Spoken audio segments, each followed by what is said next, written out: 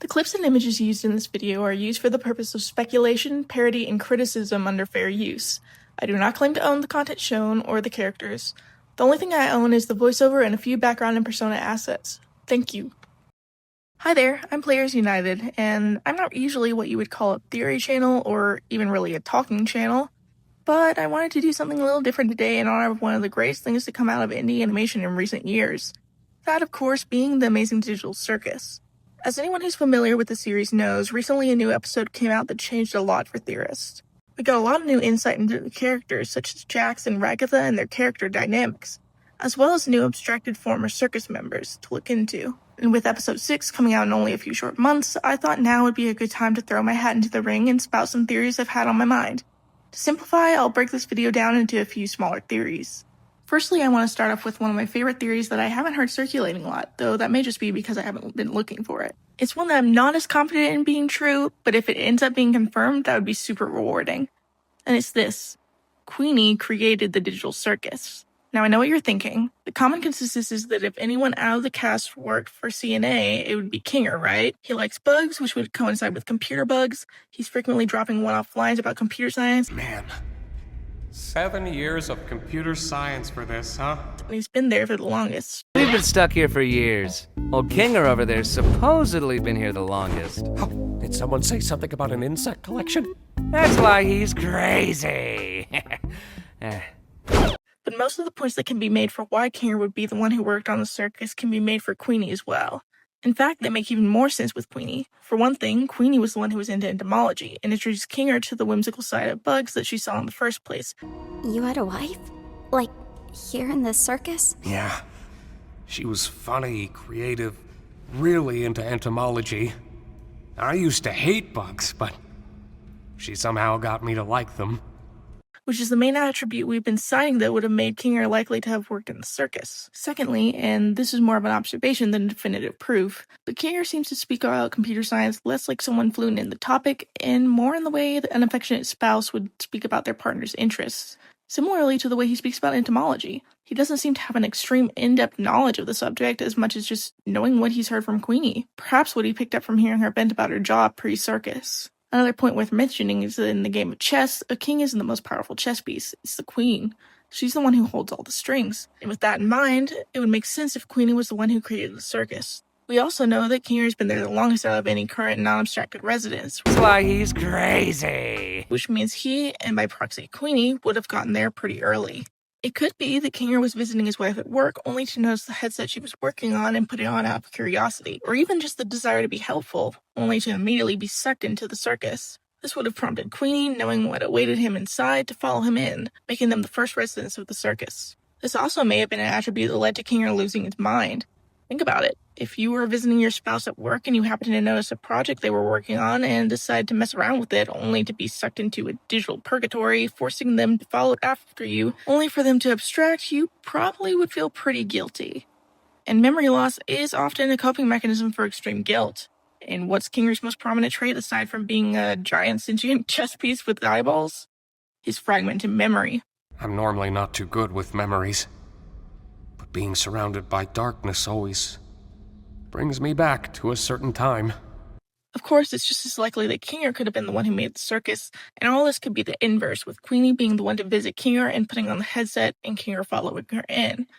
It's also entirely plausible that they could have been working on the project together, but I think it makes the most sense for Queenie to be the mastermind behind it all. I would set this inciting event happening somewhere in the 90s. We know that at the time of Pomni arriving, we're in modern day, given modern references to things such as YouTube. Posting videos of it online. Ah, a YouTuber.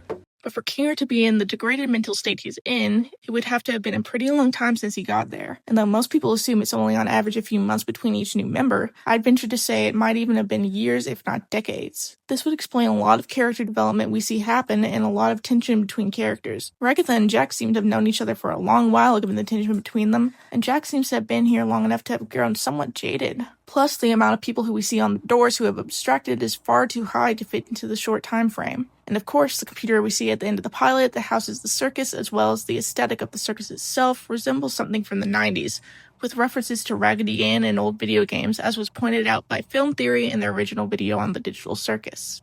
Given what we learned in episode 5 about each of the characters' backstories, we can deduce a rough series of events wherein the various cast members stumbled upon the circus. First, the incident with Kinger and Queenie happened in the 90s, probably causing CNA to shut down entirely. That is, of course, if the actual people got sucked into the game and not just digital replicas of their consciousnesses, which is a whole other debate. Ragatha, being a real estate agent, was perhaps trying to sell the abandoned CNA building and came across the headset, putting it on only to end up trapped as well. And though we don't have as much insight into how Jax and Gangle may have found the headset, we know that Pomni and Zooble explore abandoned buildings for thrill and likely found it while doing so. But all that is to say, I believe Queenie has much more to do with the circus than just being Kinger's tragic backstory. But that leaves one question remaining. If Queenie created the circus, what did Kinger do? It's certainly possible he could have just been one of her co-workers, or he could have even been a stay-at-home father to children we don't even know about. He does have very fatherly attributes after all, but though this is just a wild guess based on the little evidence we have, I believe what's most likely is that he was a teacher. In terms of evidence, of course, there's the anime scene to back this up, which depicts him as a teacher. But I think there's more to it than that. As previously mentioned, he's great with kids, or at least people who are young enough to be his kids, as we've seen with Pomni and Ragatha. It's possible he could have even had a similar bond with some of the other circus members, including Jax. Maybe that's another reason why Jax became so bitter over time. Kinger might have been the first one to comfort him when he arrived at the circus, only to forget all about it. Gooseworks did say Jax cried all of his first day he was there, and if Kinger was the one to comfort him and provide stability in his time of need, when he inevitably started forgetting everything after Queenie's abstraction, which likely happened shortly before Jax's arrival to the circus, this might have only served to close Jax off more. But the main reason I theorize he might be a teacher is because in the anime scene where he's depicted as one, he instantly recognizes a foreign language and is able to read it fluently. English? This would point to him being perhaps a language teacher or a general linguist. That's just speculation. Now, moving away from the chess pieces a bit, you can probably guess who my favorite character is by now. Let's talk about Jax. These next parts are less theories and more extrapolation based on psychoanalysis. Firstly, let's touch on one of the most obvious questions that I've heard since the beginning. Why does Jax seem to hate Gangle so much? I mean, look at her. She's never done anything wrong ever in her life. Well, Jax seems to have a very survival of the fittest, kill or be killed mentality. It's not too far-fetched to believe the idea behind Jax's torment is to toughen her up. She isn't going to last long here if she doesn't grow a backbone after all.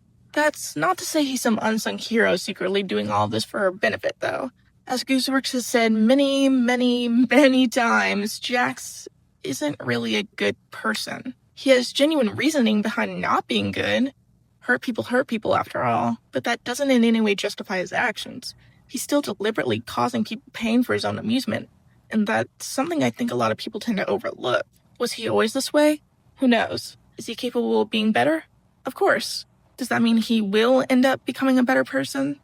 That remains to be seen. That being said, I'd say a great deal of Jax's treatment towards Gangle comes from frustration with her. Like he said in episode 5, he doesn't think she's even capable of being happy. From his perspective, he probably thinks something along the lines of, she just uses that dumb mask to pretend she doesn't hate herself. Jax doesn't seem to have an in-depth understanding of Gangle's deeper issues, and probably thinks if she's sad, she should just act sad and push through it, then move on, not hide it until she explodes, then cry and throw a pity party waiting for Ragatha or Zooble to comfort her long enough that she can put the mask back on.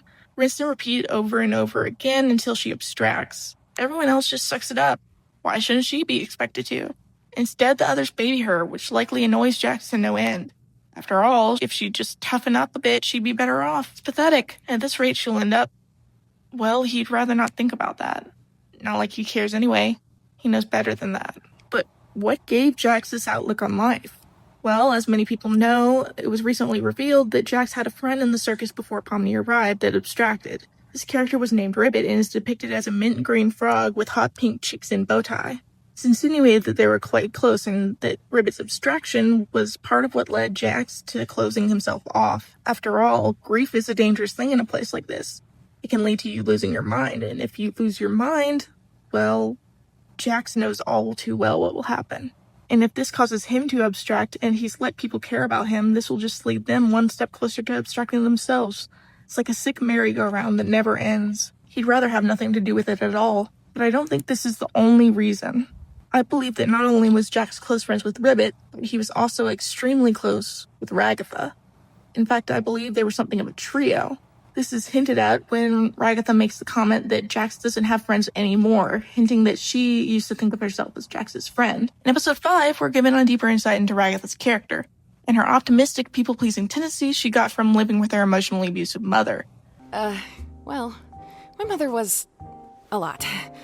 I worked in real estate for a bit until I ended up here. I'm sure she doesn't miss me. I certainly don't miss the yelling, and the braiding, and guilt-tripping, and the... Yeah, just kind of a farm girl. Nothing too out of the ordinary. And I believe this is what eventually led to her and Jax falling out. Not just because Jax hates when people act like everything is fine, but because she acted like everything was fine after Ribbit abstracted. She was their friend, after all. If anyone should have been as upset as Jax was, it was her. But she wasn't. And though she shed a few tears at the funeral, she immediately went back to her cheerful self, as if Ribbit never mattered, as if the three of them never mattered. I believe Jax likely tried to reach out to Ragatha at his lowest, hoping for someone to commiserate with, only to be met with that toxic positivity ingrained in her from a young age. All she did was smile and tell him everything was okay, but it wasn't, and he didn't want it to be.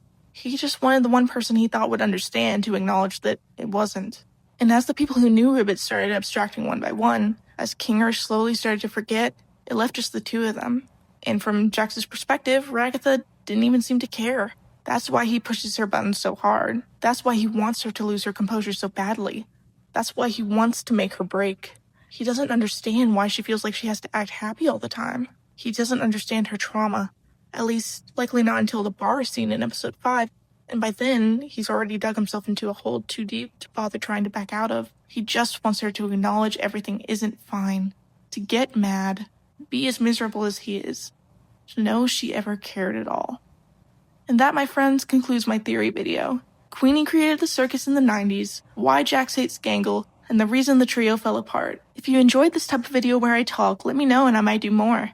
Don't worry though, I'm still in our channel first. Thank you so much for watching and I'll see you all soon. Bye!